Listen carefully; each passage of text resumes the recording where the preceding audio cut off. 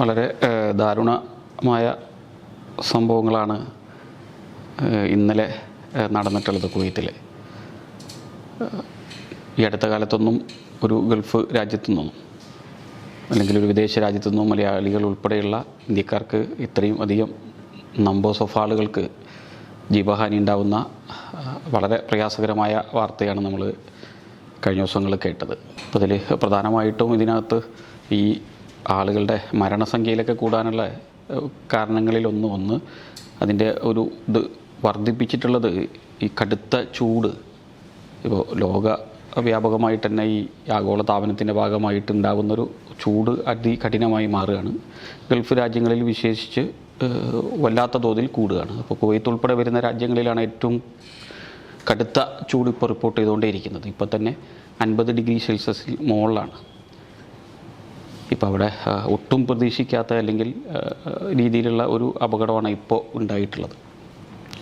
അത് കടുത്ത ചൂടും കൂടി അതിൻ്റെ ആക്കം, ആളുകളുടെ മരണത്തിലാക്കം കൂട്ടി എന്നുള്ളതും കൂടി നമ്മൾ അറിയേണ്ടതുണ്ട്. അപ്പോൾ ഇതിനകത്ത് എനിക്ക് തോന്നിയിട്ടുള്ളൊരു കാര്യം, ഒന്ന് നമ്മൾ ഈ ഏതെങ്കിലും തരത്തിലുള്ള അത്യാഹിതം ഉണ്ടാവുമ്പോൾ അതിൻ്റെ സേഫ്റ്റി മെഷേഴ്സിനെ കുറിച്ച്, ഒരു അത്യാഹിതം ഉണ്ടായാൽ അവിടെ നിന്ന് രക്ഷപ്പെടാൻ ഉപയോഗിക്കേണ്ട മാർഗങ്ങളെക്കുറിച്ച്, അല്ലെങ്കിൽ വളരെ പ്രാഥമികമായി ചെയ്യേണ്ട ചില രക്ഷപ്പെടാനും അതേപോലെ തന്നെ ജീവൻ നിലനിർത്താനും ഉൾപ്പെടെ നമ്മൾ സ്വീകരിക്കേണ്ട മാർഗങ്ങളെക്കുറിച്ചുള്ള ഒരു അവയർനെസ് ഈ ഒരു സംഭവത്തിൻ്റെ പശ്ചാത്തലത്തിൽ നമ്മൾ കുറേ കൂടി അറിഞ്ഞിരിക്കണം തോന്നുന്നു. പ്രത്യേകിച്ച് വിദേശ രാജ്യങ്ങളിലേക്ക് പോകുന്ന തൊഴിലാളികൾ അവിടെ അവർക്ക് സ്വാഭാവികമായി അവിടുത്തെ ഒരു സ്റ്റാൻഡേർഡ് ഓഫ് അല്ലെങ്കിൽ ഒരു ആളുകൾക്ക്, തൊഴിലാളികൾക്ക് കൊടുക്കേണ്ട ഒരു അവയർനെസ് അവർ കൊടുക്കുന്നുണ്ട്. അതിനപ്പുറം നമ്മൾ ഇവിടുന്ന് തന്നെ ആളുകൾ റിക്രൂട്ട് ചെയ്യപ്പെടുന്ന സമയത്ത് ഇപ്പം തൊഴിൽ സംബന്ധിച്ച ഇത്തരം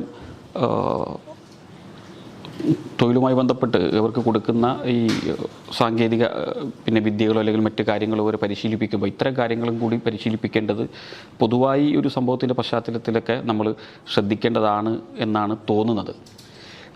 അതേപോലെ ഇവിടെ ഉണ്ടായിട്ടുള്ളത്, ഇപ്പോൾ അവിടെ വളരെ കാര്യക്ഷമമായാണ് ഈ ഒരു വിഷയം ഉണ്ടായപ്പോൾ കുവൈത്ത് അധികൃതരും വളരെ പെട്ടെന്നാണ് അതിനകത്ത് ഇടപെടുകയും കാര്യങ്ങൾ ചെയ്യുകയും ചെയ്തിട്ടുള്ളത്. ഇന്ത്യൻ മിഷൻ എന്ന നിലക്കും വളരെ സജീവമായി ആ പ്രശ്നത്തിനകത്ത് ഇടപെട്ടു. അതിനപ്പുറം അതിനോട് ചേർന്ന് നിന്നുകൊണ്ട് മലയാളികൾ ഉൾപ്പെടെ വരുന്ന ഇന്ത്യക്കാർക്ക് ഈ ഒരു ജീവഹാനി സംഭവിച്ചപ്പോൾ അവിടുത്തെ സാമൂഹ്യ സാംസ്കാരിക സംഘടനകളും വളരെ സജീവമായി ഈ പ്രശ്നത്തിനകത്ത് ഇടപെട്ടു. ഇപ്പം കുവൈത്തിലെ കല ഉൾപ്പെടെ വരുന്ന സംഘടനകൾ, ഇപ്പം നോർക്ക ഹെൽപ്പ് ലൈനായി പ്രവർത്തിച്ചത് കലയുടെ അവിടുത്തെ പ്രവർത്തകരാണ്. വളരെ വേഗത്തിലാണ് അക്കാര്യത്തിനകത്ത് അവർ ഇടപെട്ട് ഈ പ്രശ്നത്തിനകത്ത് ആളുകൾക്ക് സഹായം എത്തിക്കാനും, എന്തിനേറെ പറയുന്നു അവിടുത്തെ ഫയർഫോഴ്സ് സംവിധാനത്തിനുൾപ്പെടെ സഹായകരമായ സഹായങ്ങളുമായി അവിടുത്തെ ആളുകൾ ഉണ്ടായിരുന്നു എന്നുള്ളതാണ്. അത് ആശുപത്രിയിൽ ഇപ്പോൾ മലയാളികൾ ഉൾപ്പെടെയുള്ള ആളുകൾ ആശുപത്രിയിൽ ജോലി ചെയ്യുന്നുണ്ട്. നഴ്സുമാർ, ധാരാളം പാരാമെഡിക്കൽ സ്റ്റാഫുണ്ട്. അവരുടെ സഹായങ്ങൾ ആശുപത്രിയുമായി ബന്ധപ്പെട്ട് ഉണ്ടായി. ഇപ്പോൾ ഈ പ്രശ്നം നടന്ന കമ്പനിയുടെ ആളുകളുടെ നല്ല രീതിയിലുള്ള ഇടപെടൽ ആളുകളുടെ ജീവൻ രക്ഷിക്കാനും അവർക്ക് ആവശ്യമായ സഹായങ്ങൾ, മെഡിക്കൽ സഹായം കൊടുക്കാനുൾപ്പെടെ ഉള്ള ഇടപെടലുണ്ടായി. അപ്പോൾ നമ്മുടെ കേരള സർക്കാർ വളരെ വേഗത്തിൽ ഇക്കാര്യത്തിനകത്ത് ഇടപെടുന്നു. അതേപോലെ തന്നെ ഇന്ത്യൻ മിഷൻ നിലക്ക് ഇന്ത്യൻ എംബസി ഇതിനകത്ത് പ്രശ്നത്തിനകത്ത് ഇടപെടുന്നു. കേന്ദ്ര സർക്കാരിൻ്റെ ഭാഗത്തു നിന്നും വിദേശകാര്യ സഹമന്ത്രി ഉൾപ്പെടെയുള്ള ആളുകൾ അവിടെ എത്തുന്നു. ഇപ്പം കേരള സർക്കാരിന് ഇപ്പോൾ ആരോഗ്യമന്ത്രി തന്നെ നേരിട്ട് ഇന്ന് രാത്രിയോടുകൂടി നേരിട്ട് അവിടെ എത്തി അവിടെ ബാക്കി കാര്യങ്ങൾക്ക് ആവശ്യമായ സഹായങ്ങൾ ചെയ്യുകയാണ്.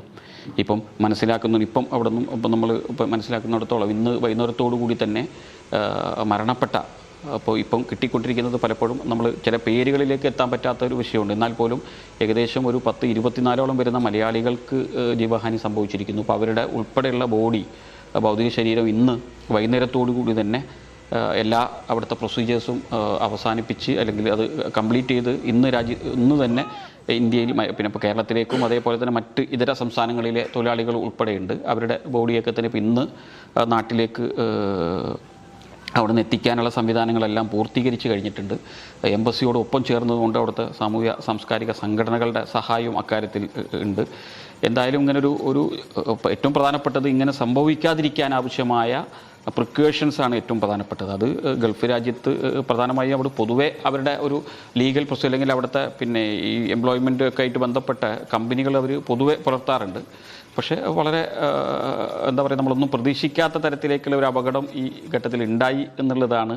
അപ്പോൾ ഇതിന് ഒരുപാട് കാര്യങ്ങൾ, ഇപ്പോൾ അവിടുത്തെ മിനിസ്ട്രി തന്നെ, ഇപ്പോൾ ആഭ്യന്തരമന്ത്രി നേരിട്ട് സംഭവ സ്ഥലത്ത് വരികയാണ്, വന്ന് അവിടെ നിന്നും എല്ലാ ഒട്ടുക്കും ഉള്ള ഇത്തരം താമസ സ്ഥലങ്ങളിൽ പൂർണ്ണമായും കുവൈത്ത് സർക്കാർ മുമ്പോട്ട് വെക്കുന്ന സേഫ്റ്റി മെഷേഴ്സ് പാലിക്കുന്നുണ്ടോ എന്നുള്ളത് ഉറപ്പുവരുത്താൻ ആവശ്യമായ അന്വേഷണത്തിന് ഇന്നലെ തന്നെ ഉത്തരവ് പുറപ്പെടുവിക്കുന്ന സ്ഥിതിയുണ്ടായി.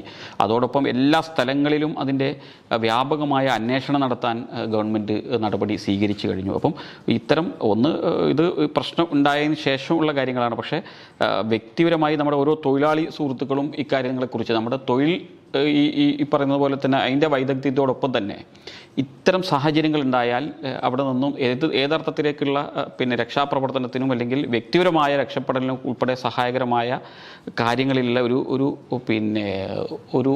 അറിവും കൂടി നമ്മൾ കൈമുതലാക്കുക എന്നുള്ളതും കൂടി വിദേശത്തൊക്കെ പോകുന്ന തൊഴിലാളികൾ ശ്രദ്ധിക്കേണ്ടതാണ് എന്നാണ് എനിക്ക് തോന്നുന്നത്. എന്തായാലും ഈ ഒരു ധാരണ സംഭവത്തെ ഒന്നും കുറേയധികം കാര്യങ്ങൾ പഠിച്ച് ഇത്തരം സംഭവങ്ങൾ ആവർത്തിക്കാതിരിക്കാനുള്ള ഒരു കൂട്ടായ ശ്രമം, അത് വ്യക്തിപരമായും സാമൂഹിക സാംസ്കാരിക സംഘടനകൾ എന്ന നിലക്ക്, മിഷനുകൾ എന്ന നിലക്ക്, ഇപ്പോൾ ഗവൺമെൻറ്റുകൾക്കും അക്കാര്യത്തിൽ ചില കാര്യങ്ങൾ ചെയ്യാൻ പറ്റുമെങ്കിൽ അത്തരം കാര്യങ്ങളും കൂടി ശ്രദ്ധിക്കണം എന്നാണ് എനിക്ക് തോന്നുന്നത്.